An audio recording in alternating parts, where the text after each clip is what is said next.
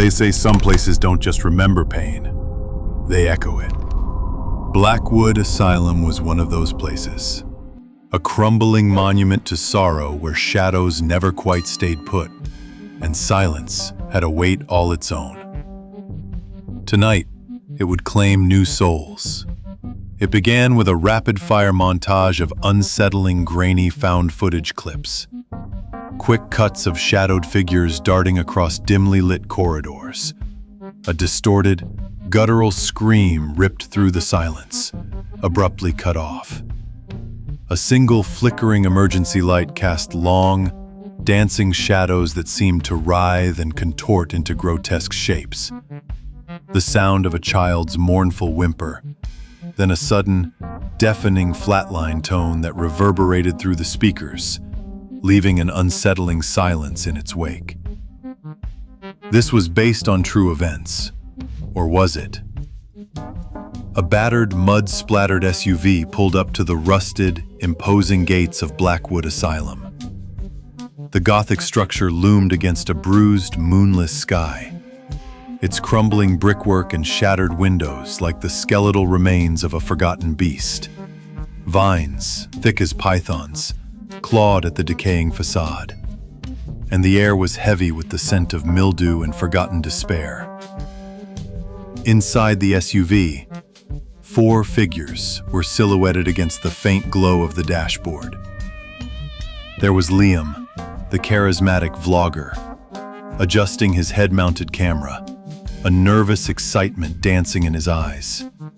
Chloe, the sharp tech expert, meticulously checked the readings on a handheld EMF meter, her brow furrowed in concentration. Maya, quiet and artistic, gazed out at the asylum, a profound sadness etched on her face. And Noah, the jester, the fearful one, hunched in the back seat, nervously chewing on his fingernails.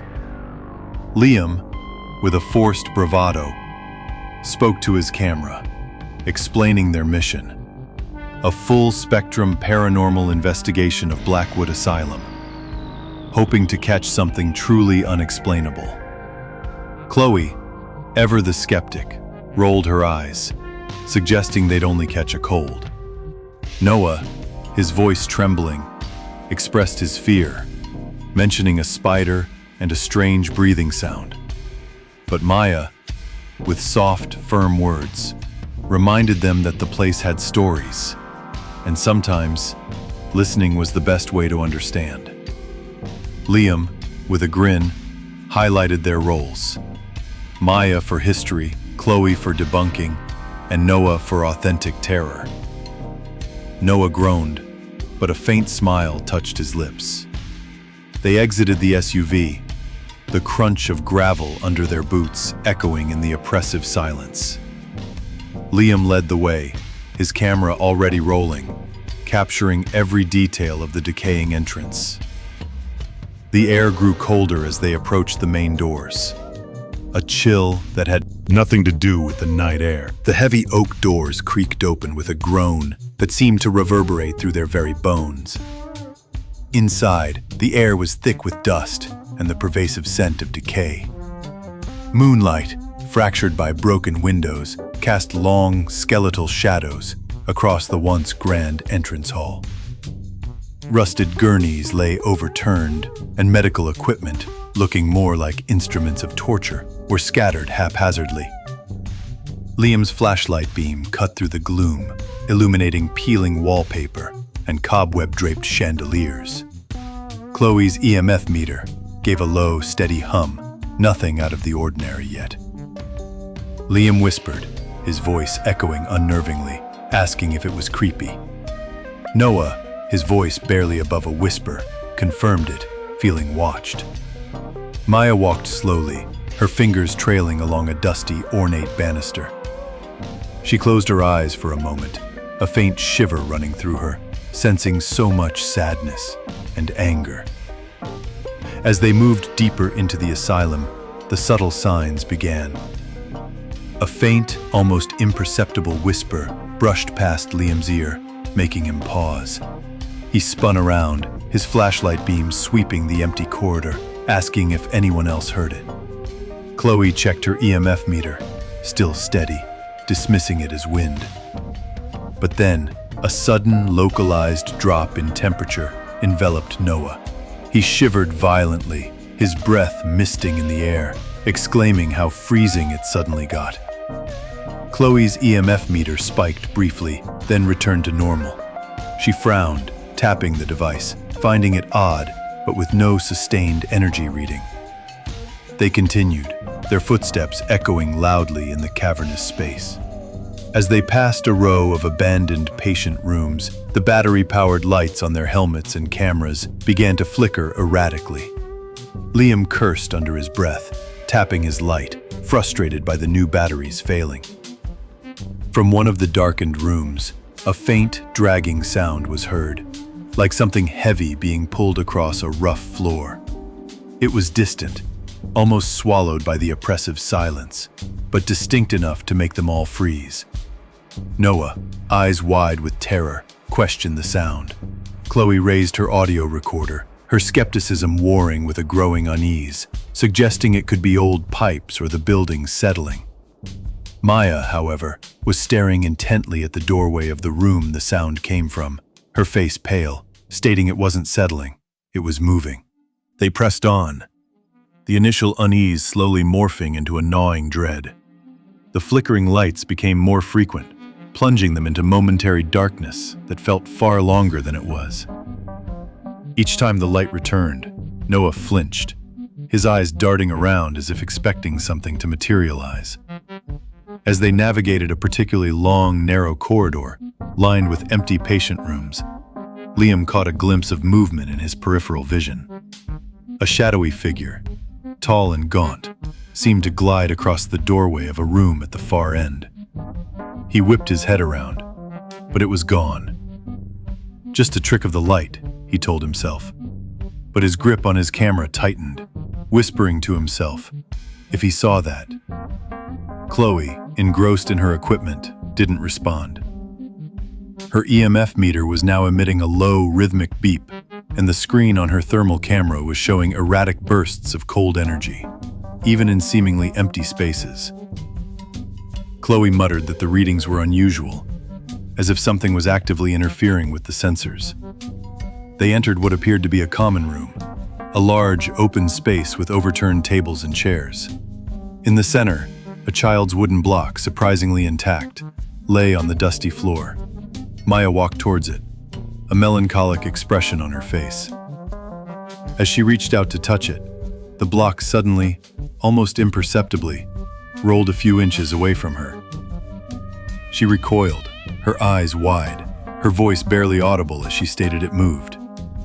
Noah, who had been lagging behind, suddenly clutched his ears, his face contorted in pain, panicking and demanding that they stop saying his name, claiming he heard it, right there. Liam and Chloe rushed to him, confused, as there was nothing, no sound, no visible entity. But Noah was trembling, his eyes darting wildly around the room. He cried, tears welling in his eyes, insisting that they did, that it was a whisper right in his ear, saying his name. Chloe tried to calm him, checking his vitals with a worried glance. Her equipment was going haywire now, the EMF meter screaming, the thermal camera showing a swirling vortex of cold energy around Noah. As they tried to reassure Noah, a series of distinct, disembodied voices began to emanate from the surrounding rooms. They were faint at first, then grew louder, a cacophony of whispers, moans, and desperate pleas. They seemed to come from everywhere and nowhere at once, swirling around them, pressing in, pleading for help, stating it hurt, begging them not to leave, to stay. Maya, her eyes closed, swayed slightly. She wasn't just hearing them, she was feeling them. The raw agony, the lingering fear. A cold, skeletal hand seemed to brush against her cheek, and she gasped, opening her eyes to see nothing but empty air.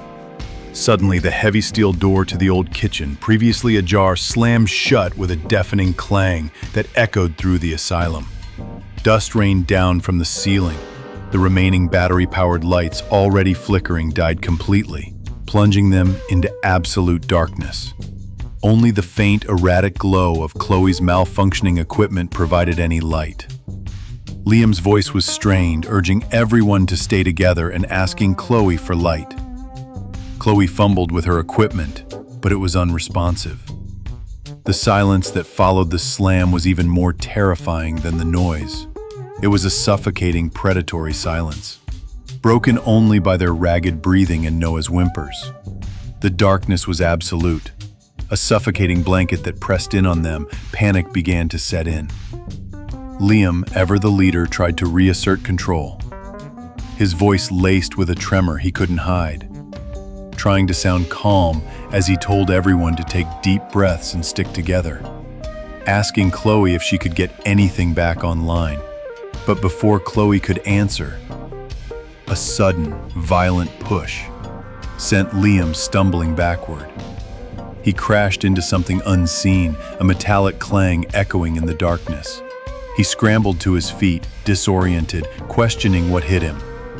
Then, a low, guttural growl reverberated from the darkness, not human, not animal, but something ancient and malevolent. It was too close. Noah screamed, a high-pitched, terrified sound, and bolted. His footsteps echoed, fading rapidly into the labyrinthine corridors. Maya cried out Noah's name. Chloe, trying to activate her backup flashlight, was suddenly engulfed in a wave of icy cold. Her equipment, previously just malfunctioning, now emitted a piercing screech, then went dead. The last flicker of light vanished, leaving them in utter blackness. Chloe's voice was tight with fear, stating everything was gone, dead. A faint, almost imperceptible whisper, cold and insidious, slithered into Maya's ear. It was a name, her name, spoken with a chilling intimacy that made her skin crawl. She felt an invisible hand gently guide her, pulling her away from Liam and Chloe deeper into the darkness. Maya, confused and disoriented, uttered, "No, wait."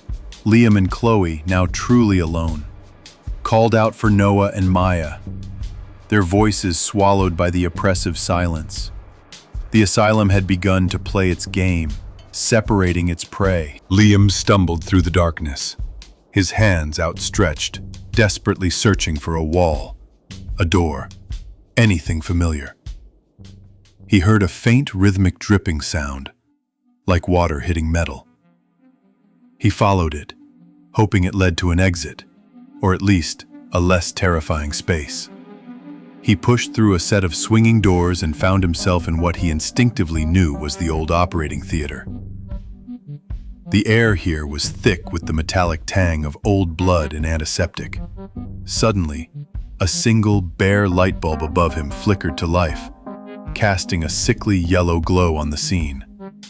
Rusted surgical tools lay scattered on a cold, stainless steel table.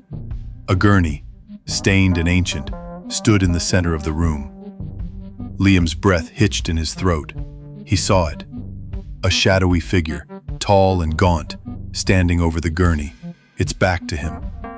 It was hunched over, as if performing some gruesome task.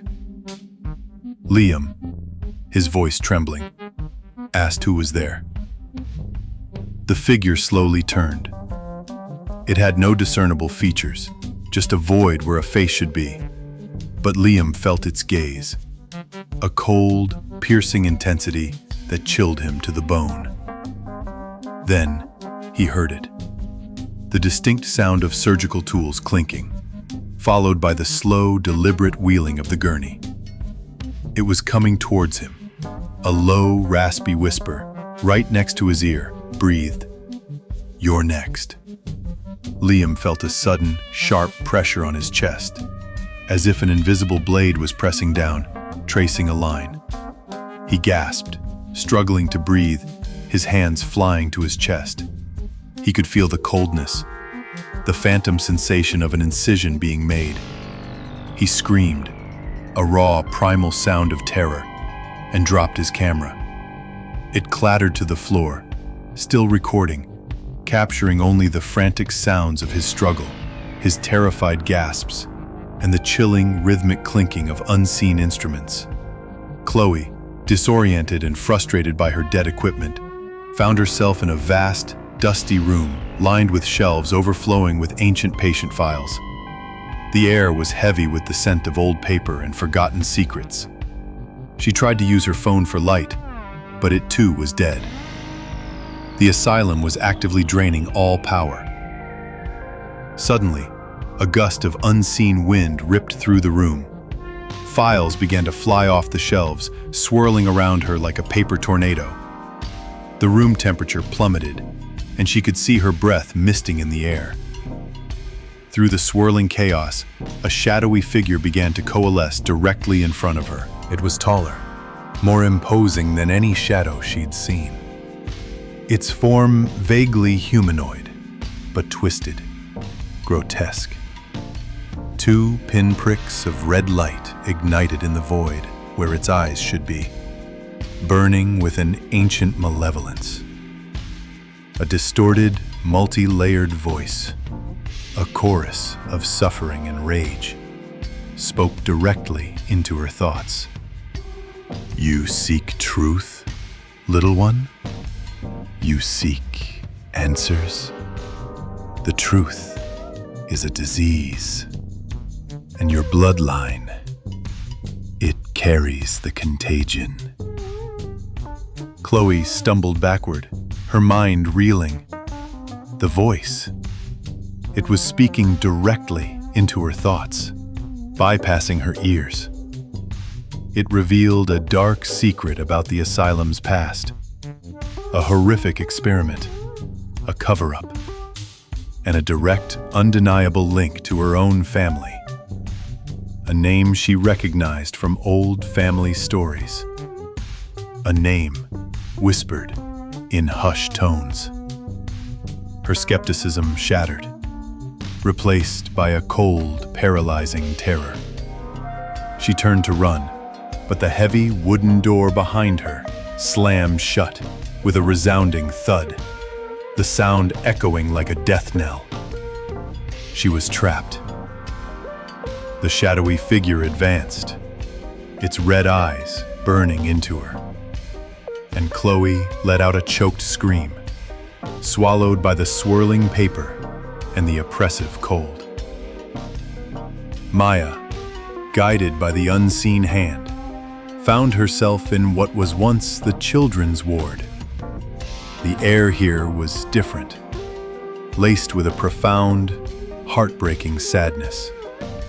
Faded murals of whimsical animals adorned the peeling walls, and tiny, rusted beds stood like skeletal cribs. She saw them, faint, translucent figures of children, playing silently. They were pale, their eyes vacant, but they seemed to beckon her, their small, ethereal hands reaching out. Faint, childlike whispers pleaded, "Play with us, join us." Maya, drawn by an overwhelming sense of empathy, stepped closer. As she did, their playful whispers turned into mournful cries, and their innocent faces contorted into expressions of agony, their mouths open in silent screams. One child, a small girl with empty, black eyes, reached out and touched Maya's arm. The touch was icy cold, but it was more than that. It was a torrent, a flood of traumatic memories, of pain, of fear, of unimaginable suffering, rushed into Maya's mind. She saw flashes of needles, of restraints, of lonely deaths in the dark. She felt the terror of the children who died here, their innocence stolen. their lives extinguished prematurely. Maya cried out, a sound of pure anguish, and collapsed to the dusty floor, overwhelmed by the sheer weight of the asylum's past. The ghostly children surrounded her, their cries growing louder, their distorted faces pressing in, their empty eyes staring into her soul. Noah, running blindly in the darkness, heard frantic whispers and the distinct sound of multiple footsteps echoing behind him. He glanced over his shoulder and saw fleeting glimpses of grotesque, disfigured patients, their forms twisted and contorted, chasing him through the gloom. Their eyes glowed with a malevolent hunger. He screamed again, his lungs burning, and stumbled into a small, claustrophobic room. It was a padded cell, its walls stained and torn. He slammed the heavy metal door shut behind him, leaning against it, panting, convinced he was safe. But then, with a sickening clunk, the door locked from the outside. He was trapped. He banged on the door, his voice hoarse with terror, begging to be let out. Then, the walls began to move. Slowly at first, then with increasing speed, the padded walls of the cell began to close in, pressing in on him, suffocating him. The space shrunk, becoming smaller and smaller. From all around him, from the walls themselves, he heard maniacal laughter, a chorus of deranged cackles that echoed and reverberated, driving him to the brink of madness. Somehow, miraculously, they escaped. Liam, battered and bruised, dragged himself out of the operating theater, his camera still clutched in his hand, though the lens was cracked. Maya, disoriented but alive, stumbled out of the children's ward, her eyes wide and haunted. Noah, a broken shell of his former self, crawled out of the padded cell, his sanity hanging by a thread. And Chloe, pale and trembling, managed to force open the records room door, her face a mask of shock and terror. They found each other in the main hall, drawn together by an unspoken need for human contact. They didn't speak, couldn't speak, the horrors they'd witnessed too profound for words. They stumbled out of the asylum, into the cool, merciful night air, leaving the decaying structure behind them. They piled into the SUV, and Liam, with shaking hands, started the engine. As they drove away, no one looked back. Weeks passed. The incident at Blackwood Asylum was never spoken of. Liam's YouTube channel went dark. Noah was in therapy, struggling with severe PTSD. Maya had retreated into her art, painting disturbing, abstract pieces that seemed to pulse with an unseen energy. Chloe, however, was different. She was quieter, more withdrawn. Her eyes, once sharp and analytical, now held a vacant, distant quality. She spent hours staring at nothing, a faint, unsettling smile playing on her lips. She hummed old, forgotten lullabies, melodies that no one in their group had ever heard before. She sometimes spoke in an archaic, almost guttural language, words that seemed to flow effortlessly from her lips. Words she shouldn't know. One evening, Liam visited Chloe, concerned. He found her in her living room, sitting in the dark, staring at a blank television screen. He tried to talk to her, to reach her, but she seemed miles away. He asked if she was okay, noting her change. Chloe slowly turned her head, her eyes locking onto Liam's. They were no longer the eyes of his friend. They were cold, ancient, and filled with an unsettling, knowing emptiness. A faint, distorted whisper, almost imperceptible, emanated from her, a sound that seemed to come from deep within the very walls of the room. Her voice, flat and devoid of emotion, yet with a strange resonance, spoke. The truth is a disease. Liam recoiled, a chill running down his spine. He saw it then, a faint, almost translucent shadow flicker behind Chloe, a fleeting glimpse of a tall, gaunt figure, its red eyes burning. Chloe's lips curled into a slow, unsettling smile, her vacant eyes staring directly into the camera, into the viewer's soul. The faint, distorted whisper grew louder, a chorus of tormented voices echoing the words she just spoke. The screen flickered to life, showing grainy, distorted footage. It was Liam's camera, the one he dropped in the operating theater. The timestamp showed it had been recording for hours. The lens was cracked, but through the fractured glass, we saw a figure moving in the darkness. It was Chloe, but not as we knew her. She moved with an unnatural, jerky gait, her head tilted at an impossible angle. She was humming that same haunting lullaby, her voice echoing through the empty corridors of the asylum. She stopped directly in front of the camera, her vacant eyes staring into the lens.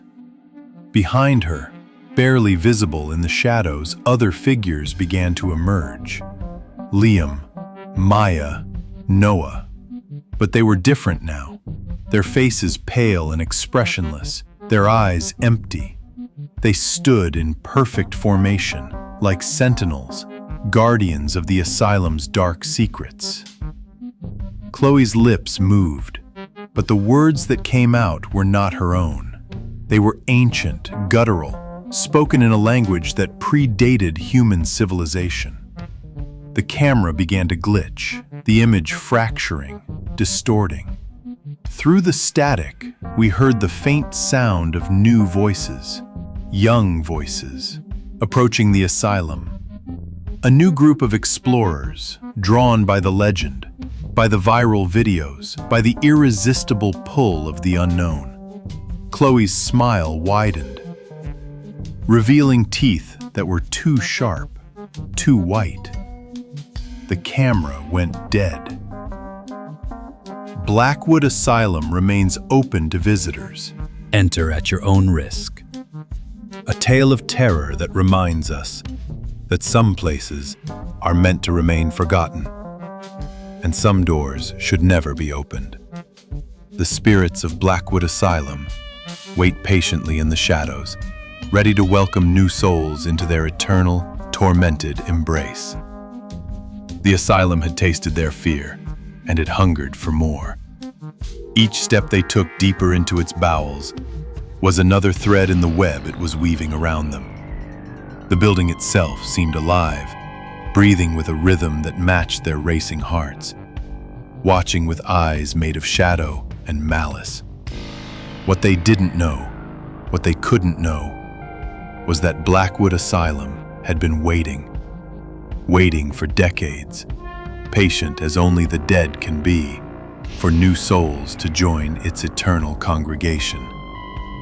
The spirits that roamed these halls weren't just echoes of the past. They were collectors, gatherers of the living, to add to their ranks. And tonight, they had found their newest recruits. The truth was a disease, as the shadow had told Chloe, and like any disease, it spread. From the asylum to the outside world, carried in the minds and souls of those who dared to enter. Some places don't just remember pain, they cultivate it, nurture it, and send it out into the world like spores on the wind. Blackwood Asylum remains open to visitors. The gates may be rusted, the doors may creak, but they are never truly closed. Because some invitations are written in blood and shadow, and once extended, they can never be withdrawn. The asylum waits, patient and hungry, for the next group of explorers, the next set of souls to add to its collection. Enter at your own risk, but know this: once you cross that threshold, once you breathe the air thick with decades of despair, you become part of the story. And in Blackwood Asylum, stories never truly end. They just find new voices to tell them. Join our growing YouTube family. Subscribe now and be part of every exciting moment. Ever had a similar encounter or strange moment? We'd be thrilled if you'd share it with us in the comments. Who knows, your story might be featured next.